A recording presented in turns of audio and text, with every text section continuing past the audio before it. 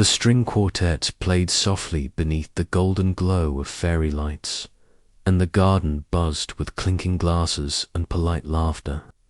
Naomi stood near the back, her hands clasped tightly around a crystal flute of champagne she hadn't sipped. She watched her parents beam as guests took turns sharing memories, decades of service, retirement, family. Perfectly rehearsed joy, she smiled. Or at least, her face did. The warmth of the evening barely reached her skin. Every time someone used the word family, it landed on her chest like a pebble light, but accumulating weight. She adjusted the hem of her satin dress, eyes flicking toward the large oak table in the center, where her sister Alison stood. Then came the sound. A wine glass tapped. Clink, clink, clink. Heads turned. A hush fell over the garden like mist rolling. Enough cold water. We all need to know the truth, Alison announced, voice too loud for such a delicate setting. Naomi's breath caught. Mid-inhale, the silence was immediate, an expectant pause. Her adoptive father coughed nervously. A few guests chuckled, unsure. Naomi did not move. Her champagne glass trembled, just slightly in her fingers. She already knew what this was. Narration surged in her mind. This wasn't about curiosity. This was performance. This was the moment she'd been dreading since childhood. Not the moment they'd forget she was adopted, but the moment they'd remember she wasn't really one of them. Her chest tightened. She took a small step back, almost imperceptible, and locked eyes with her mother, who quickly looked away. Alison kept speaking, but Naomi couldn't hear. Her pulse drowned everything else. The air felt too thick to breathe. A child giggled. Somewhere, someone dropped a fork. Naomi blinked. Suddenly, she was 8 years old again, standing in front of a mirror, trying to make her curls lie flat, trying to look more blended. Now, at 28, surrounded by her family and yet completely alone, Naomi had one clear thought: this isn't my party. It never was. And as Alison continued her toast, Naomi quietly placed her glass on the tray beside her, turned, and began to walk toward the garden gate. She didn't need to stay to hear the rest. She already knew the story wouldn't be hers to tell. Not yet. Asterisk, asterisk, asterisk. The garden gate clicked shut behind Naomi, but the echo of Alison's words followed. Her like smoke. She kept walking hills, crunching the gravel path, cool air pressing against her skin. She didn't know where she was going. She just needed a way. Her phone buzzed in her clutch. Alison's name, Naomi, let it ring. She sank onto a stone bench. At the edge of the yard, heart still pounding. Her mind drifted not to tonight, but 2 years ago. The house on Maple Drive, the photo wall in the hallway, all school portraits and family beach trips. She was there, always smiling, placed between her siblings like a well-meaning decoration. They'd told her often, "We don't see color in this house." But Naomi always saw it. She saw it in the way her mother flinched when she came home with braids, in the confused looks her dad gave when she played Missy Elliott instead of Taylor Swift. She remembered the pain of sitting between her sisters during morning hair routines, hers a battle. "There's a breeze. It's just hair, Naomi," her mother would sigh. "You're lucky we took you in," someone once whispered at church. The words had always been dressed in love, but love without truth is just a cage. She pulled out her phone and stared at an old photo, a childhood birthday. She was front and center, cake in hand. But even then, she remembered feeling outside herself, watching a version of her life play out without her consent. Now, her sister stood with a microphone, ready to finally acknowledge the truth. But whose truth? Naomi clenched her jaw. Alison's words weren't an invitation to healing. They were a performance. And Naomi had played along long enough. Tonight changed that. She stood slowly from the bench, the wind lifting the hem of her dress like a warning. If they wanted to tell her story without her, she would find a way to speak louder. Her truth was no longer a secret. It was a reckoning. Laughter trickled back like a slow leak from a cracked pipe, false and patchy. Naomi re-entered the party as if crossing into a house she no longer lived in. She kept her smile stitched tight, floating through guests' offering, awkward glances and polite small talk. Her wineglass trembled in her hand, half full and untouched. By the fire pit, shadows danced over faces. Fairy lights buzzed above like secrets. That's where she found Alison alone, scrolling her phone, acting as if nothing had cracked the air open just 20 minutes ago. Naomi approached without a word. Alison looked up, surprised, as if expecting someone else. "Hey," she said, soft but casual. "I didn't mean to make it weird. I just thought people deserved to know." "Know what, exactly?"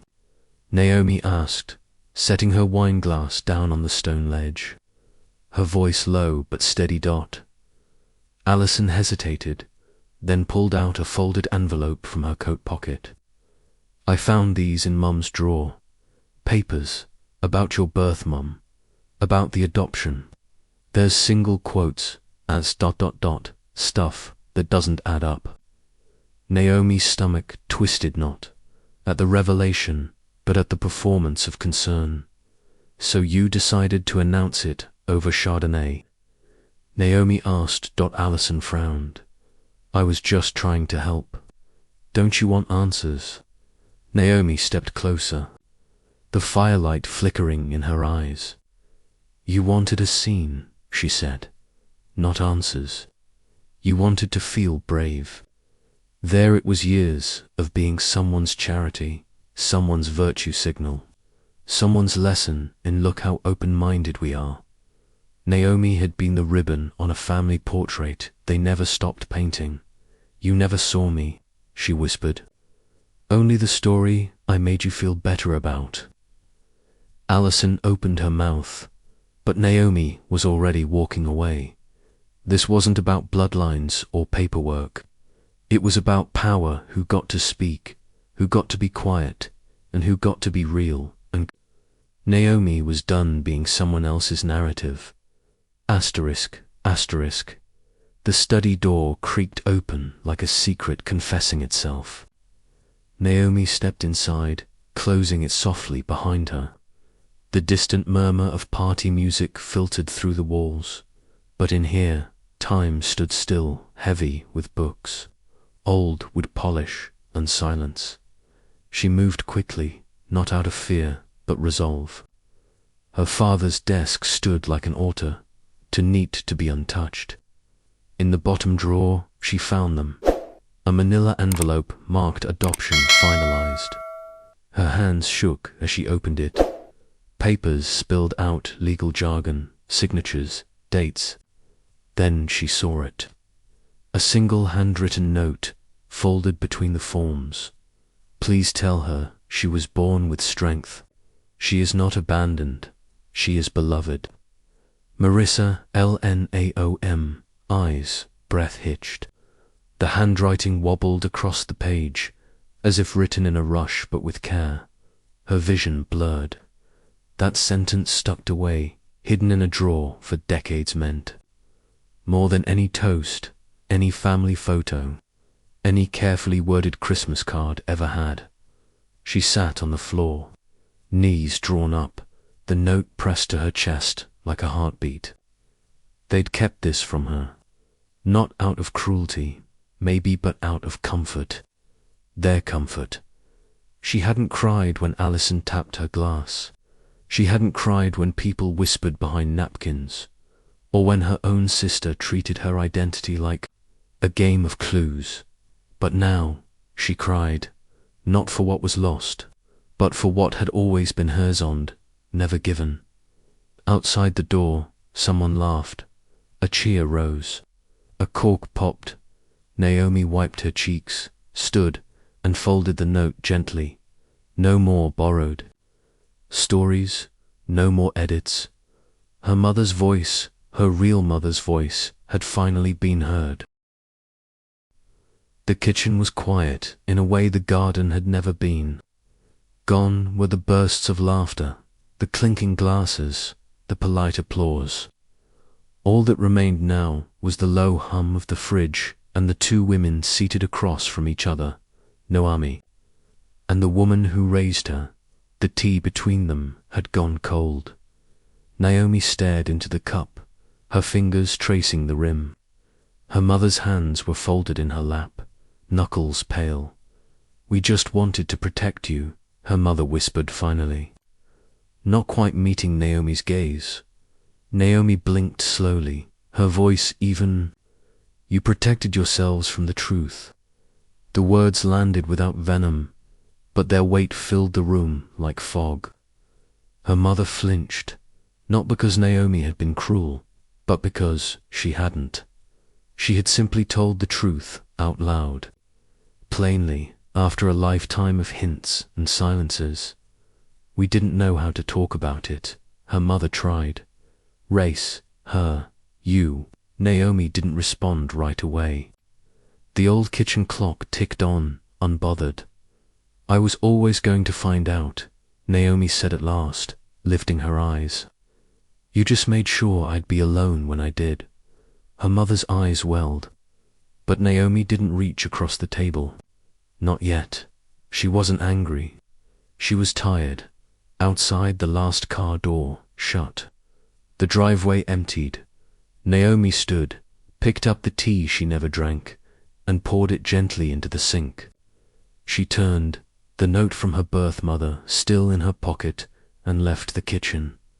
Some silences don't need breaking. Some just need to be left behind.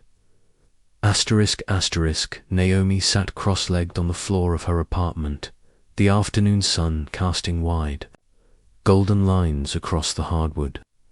A half-written letter rested in her lap, pages that had taken days to begin, minutes to fill, and a lifetime to feel ready for.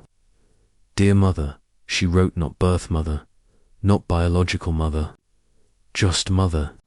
The rest flowed from a place she hadn't touched in years, not grief, not rage, but curiosity, longing, love that had nowhere to go. She told her mother about the violin recitals, the science fair ribbons, the awkward years, the years of pretending she wasn't pretending. She ended with, "I don't know if you'll read this. I don't know if it'll find you, but I know who I am now, and that's enough." Naomi Grace Bell. She paused over her name. It felt fuller today. Whole weeks later, she stood in a modest community hall in front of folding chairs and folding hearts. The panel was small, 3 other adoptees, a modest turnout, but every seat was filled. She gripped the mic.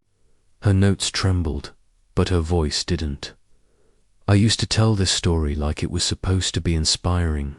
She began, scanning the room, faces leaning in. "But healing doesn't always sound like hope. Sometimes it sounds like truth. And truth, even when it's ugly, is how we begin to belong to ourselves and to each other." A pause. "I'm Naomi. I was adopted by a white family that loved me but didn't always see me. I'm not a lesson. I'm not a symbol. I'm not a secret." There were nods, not pity recognition. After, a young girl with curls like Naomi's approached her. "Thank you," she whispered, eyes wide. Naomi smiled gently. "You don't have to thank me. Just know you're allowed to ask everything they tell you to forget." And in that moment, Naomi didn't feel broken. She felt named. The room smelled of roasted rosemary and garlic, soft jazz drifting from a speaker tucked in the corner. Naomi stood in her own kitchen, barefoot, wearing an apron that read, "This is seasoned." The dining table borrowed, scuffed, loved was set for 10. Not family by blood, but family still. Everyone arrived slowly, bringing with them mismatched chairs, wine, stories. There was Ezra, who wore joy like armor, and Donnie, who never let people apologize for crying. 3 others from the panel Naomi had spoken at, and a couple more who heard her story and simply asked, "Can I come?" And she had said yes. The food was humble, her mother's mac and cheese recipe, Naomi's way now. Salad tossed with too much lemon, store-bought pie. The laughter was easy, unguarded. Jokes landed. No one flinched, no one performed. As plates were cleared and wine bottles nearly empty, Naomi stood slowly. She tapped her glass, lightly, 3 times. The room quieted, but not with fear, just attention. "I've thought a lot about that sound," she said, voice calm. "How a tap of a glass used to mean something terrifying, like a truth was coming I wasn't allowed to control." She took a breath. "But tonight, this tap, it's mine, so I'll use it to say this, to truth. Not the kind that protects comfort, but the kind that protects people. Not the version that erases, but the one that includes."